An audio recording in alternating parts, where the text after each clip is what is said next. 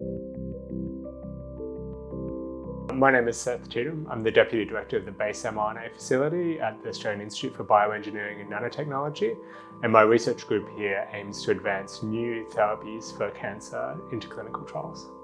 So mRNA is a molecule that's present in all our cells, and what it is it's an information carrying molecule. It takes information from the hard copy of our genes, which are made of DNA, and encodes these other molecules called proteins, which are the main functional molecules of cells.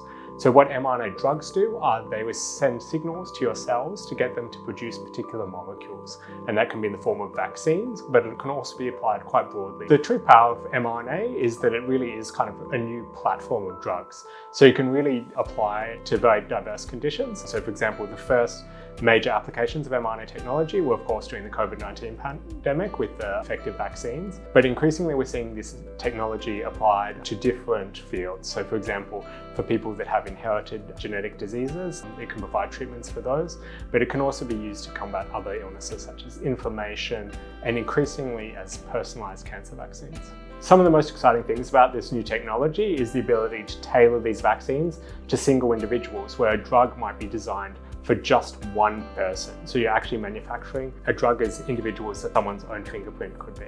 Another exciting aspect of the technology is it seems like it can be broadly applied. They are showing signs of promise in the clinic for cancers as diverse as lung cancer, melanoma, and pancreatic cancer.